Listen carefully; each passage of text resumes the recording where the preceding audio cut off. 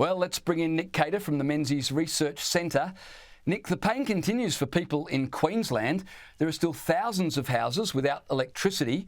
Temperatures in the southeast hit 36 degrees today, so those who don't have electricity have no aircon.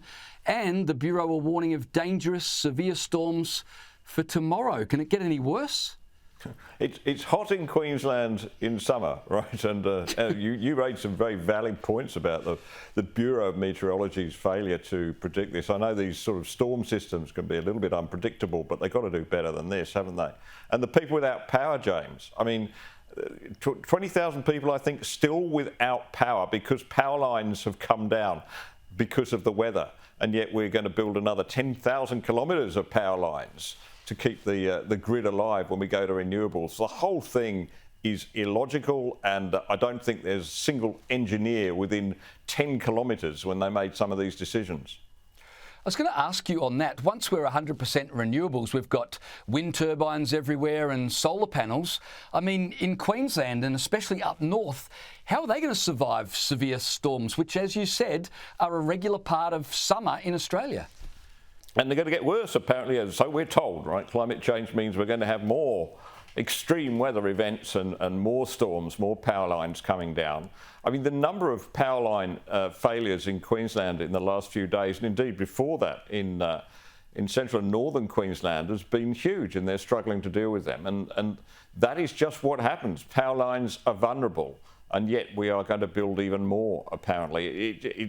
I think, James, it just goes through the obvious point that the renewable-only future is not going to work. And Queensland, you know, I'm just looking on the National Energy Market site just now, $15,000 a megawatt hour is what they were paying half an hour ago on the wholesale market in Queensland. Luckily, Queensland can survive because it's still got a lot of coal, but all that's going to be phased out by the middle of the 2030s. And then what? It just really is unrealistic and unthought through what the government is planning. Just staying on the tragedy in Queensland with the weather there, people on the southeast, especially in Mount Tamborine on the Gold Coast, have been critical of not receiving help.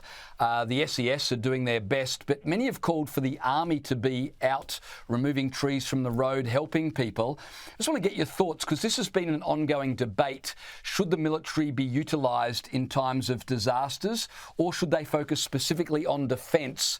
And if that's what they're doing, then don't we need some sort of other institution or organisation to help in the events such as we're seeing right now?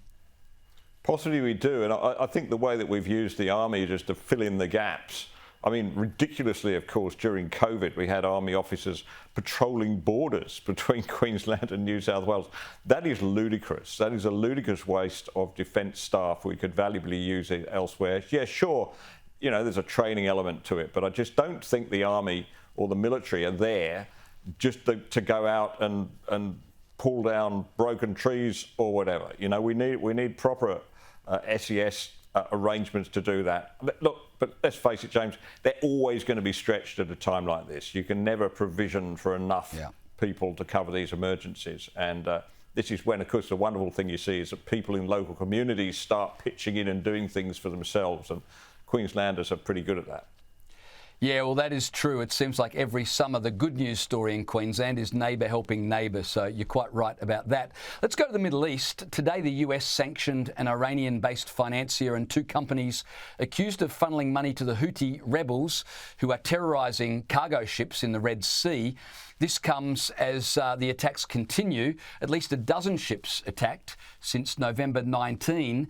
Now, the United States have formed I think it's a 10-nation coalition, but the US seem to be the only ones making moves to stop them. So I want to find out, Nick, how is it that a bunch of Houthi terrorists from Yemen are causing, the world's shipping to be held hostage? This is outrageous, isn't it?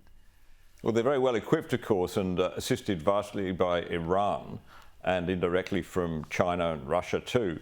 So, I mean, this is the axis of evil, James. And just for Richard Marles to say that this is not our business, right? He said that we can't send a warship because we need warships to deal with problems in our region. Wait a minute, there is a global issue here of security at stake.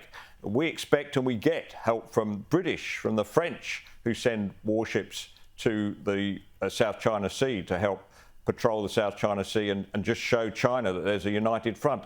We have to do the same in that neck of the woods, because in the end, this is the same joined up conflict, which involves China, Iran, Russia, and their proxies. And we have to be prepared to be there and show the international condemnation is strong, and so strong that we're prepared to send a warship there. I think our failure to do so was a massive failure by this government, and showed a complete lack of courage.